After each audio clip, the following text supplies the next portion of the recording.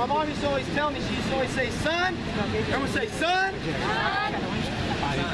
Say, daughter. Because I have my cousin there, my sister, right? So she would say, your mind is a terrible thing to waste, right? Your mind is a terrible thing to waste. Who's heard that before? Raise your hand. Everyone's heard that before, right? Okay, so the mind is a terrible thing to waste. And so I just have a quick story before we get into our amazing words that are going to happen with Pam, Sarah over here. And go ahead and lift your pointer and say, mine, mine, mine, mine, mine, mine, mine. All right? So, mine. I was thinking about it the other day, right? Because lately I've been having to, and it's been I'm not going to say it's been a blessing because it's been a joy, right? It's been a joy. I've been having to take care of my father lately. There's been a lot of ups and downs in the last 5 years. He's lost his mind, right? He's lost his mind. But one of the things about my dad is he came up in, he actually was born in Louisiana. And that was back kind of when there were still the slave days going on. People were picking cotton and all those types of things. And there were some family members that were getting lynched in Louisiana, in Minden, Louisiana, right? And so my grandma had him, his 2 sisters, and his 2 brothers. She put them on the Greyhound.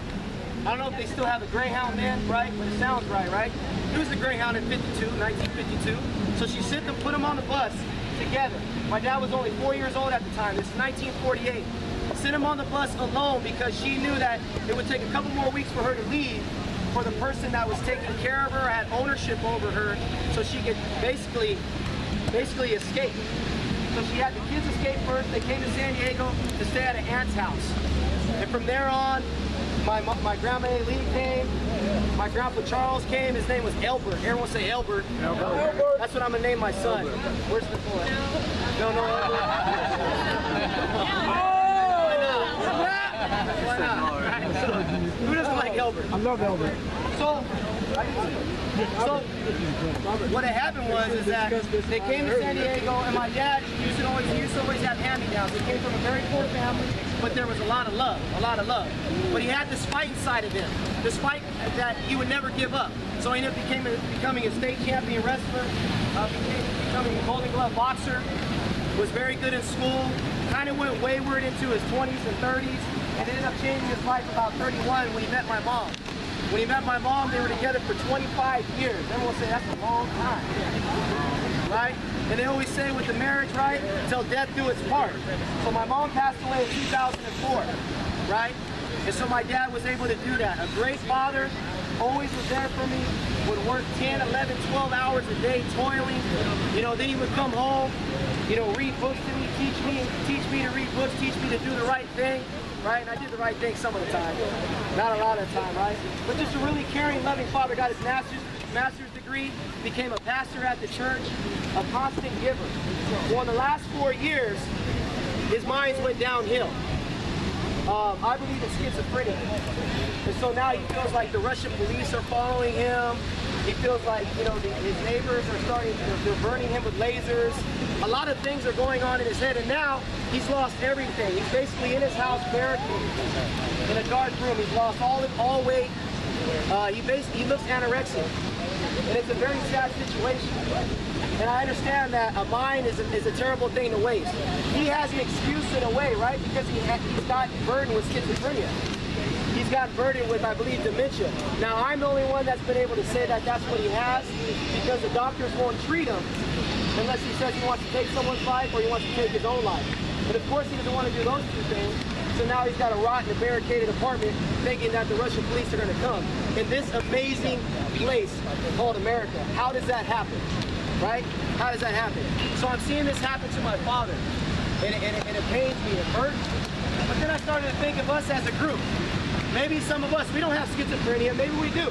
Maybe we don't have mind problems, maybe we do, or maybe we don't. But one of the things is, right, is you can only be moving forward or you can be moving backward. That's it. You either dream or you don't dream.